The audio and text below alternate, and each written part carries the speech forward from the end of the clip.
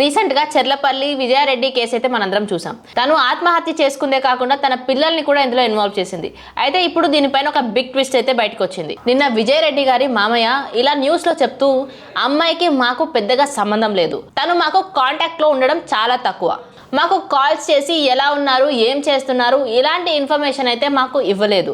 అయితే వాళ్ళ మామగారికి తన కొడుకు సురేందర్ రెడ్డి కాల్ చేసి చెప్పాడంట, అయితే ఇలా అయ్యింది, తను చనిపోయింది అని. కానీ ఇక్కడ ట్విస్ట్ ఏంటంటే, ఈ తాతకి తను ఒక్కదే చనిపోయిందేమో అని అనుకున్నారు.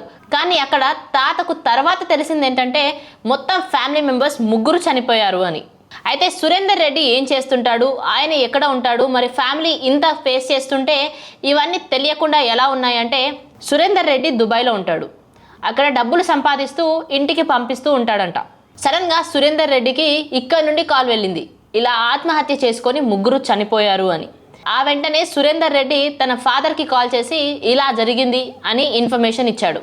కానీ ఇక్కడ ఇంపార్టెంట్ పాయింట్ ఏంటంటే, వాళ్ళ ఫ్యామిలీ మెంబర్స్ కూడా వీళ్ళు ఇక్కడ ఏం చేస్తున్నారు, వీళ్ళలో ఏం జరుగుతుంది, ఇంత హార్ష్ డెసిషన్ తీసుకోవడం వెనుక ఎలాంటి రీజన్స్ ఉన్నాయి అన్నది వాళ్ళకు కూడా తెలియదంట. అయితే విజయారెడ్డి ఒక సాఫ్ట్వేర్ ఇంజనీర్ అని, తను ఒక టెక్ ఫీల్డ్లో వర్క్ చేస్తుందని మనందరికీ తెలుసు. కానీ అక్కడ ఏదైనా ప్రెజర్ వల్ల లేదా అక్కడ ఏదైనా ఇన్సిడెంట్ జరగడం వల్ల ఇలాంటి స్టెప్ తీసుకుందా? అయినా ఒక తల్లి తన పిల్లల్ని సేవ్ చేయడానికి ఎలాంటి ఎక్స్టెంట్కైనా వెళ్తూ ఉంటుంది. విజయారెడ్డి ఆత్మహత్య చేసుకోవడమే కాకుండా తన పిల్లల్ని కూడా ఇందులోకి ఇన్వాల్వ్ చేసింది. అంత పెద్ద రీజన్ ఏమై ఉంటుంది? కానీ తను రాసిన సూసైడ్ నోట్లో ఎవరికి ఎలాంటి సంబంధం లేదు, మాకు ఎవరితో గొడవలు లేవు అంటూ తను మెన్షన్ అయితే చేసింది. మరి ఇంకెందుకు ఈ సూసైడ్ చేసుకొని ఉంటుంది? లేదా ఇంకేమైనా అనివార్య కారణాలు ఉన్నాయా? అయినా అది ఎంత పెద్ద రీజన్ అయినా సరే ఇలాంటి డెసిషన్స్ తీసుకోవడం కరెక్టేనా? శనివారం 30వ తారీఖు 6 గంటల తర్వాత విజయారెడ్డి తన కూతుర్ని హాస్టల్ నుండి పిక్ చేసుకోవడానికి పటాన్చెరు వెళ్ళింది. అయితే అక్కడి హాస్టల్ వార్డెన్ ఈ టైంలో అమ్మాయిని ఎందుకు తీసుకెళ్తున్నారు అని విజయారెడ్డిని అడగగా, తను మా బంధువుల్లో ఒకరు చనిపోయారు అని చెప్పి అక్కడి నుండి తన కూతుర్ని తీసుకువెళ్ళింది.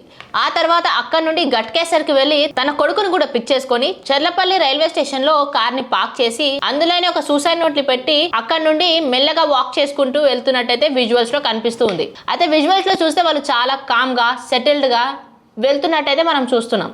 ఎలాంటి హడావిడి లేకుండా, ఎలాంటి భయం లేకుండా మంచిగా నార్మల్గానే ఉన్నారు. వాళ్ళు ఎక్కడికో వేరే ప్లేస్కి వెళ్తున్నట్టు, ట్రావెలింగ్కి రెడీగా ఉన్నట్టయితే కనిపిస్తుంది. కానీ ఇంత హఠాత్తుగా ఈ డెసిషన్ తీసుకుంటారు అని అక్కడ ఉన్నవారు ఎవ్వరూ అనుకోని ఉండరు. అయితే విజయారెడ్డి హస్బెండ్ సురేందర్ రెడ్డి గారు చెప్పిన స్టేట్మెంట్లో చూస్తే తనకి ఎలాంటి హెల్త్ ప్రాబ్లమ్స్ లేవు, ఎలాంటి ఫైనాన్షియల్ ప్రాబ్లమ్స్ కూడా లేవు, అంతా బాగానే ఉండేది. కానీ సడన్గా ఇలా ఎందుకు ఆత్మహత్య చేసుకుందో, పిల్లల్ని కూడా ఎందుకు ప్రేరేపించి వాళ్ళని కూడా ఇలా దీంట్లోకి లాగిందో మాకు తెలియట్లేదు అంటూ ఆయన అయితే చెప్పారు. 31 జనవరి అర్ధరాత్రి 12:40 ముగ్గురిని రైల్వే ట్రాక్ మీద ట్రైన్ గుద్దేసినట్టయితే లోకో పైలట్ యాక్సిడెంట్ జరిగిందని రైల్వే ఇన్ఛార్జ్కి ఇన్ఫార్మ్ చేశాడు. ఇక పోలీసులు ఈ కేసు విచారణ చేస్తూ అక్కడ ఉన్న కార్ని స్వాధీనం చేసుకొని అందులో ఉన్న ఫోన్ని, సూసైడ్ నోట్ని, ల్యాప్టాప్ని ఫారెన్సిక్ ల్యాబ్కి పంపించారు. ఆ తర్వాత దీనిపైన ఎలాంటి అప్డేట్స్ వస్తాయో, ఈ కేసులో అసలు ఏం జరిగిందో మనం వేచి చూడాలి.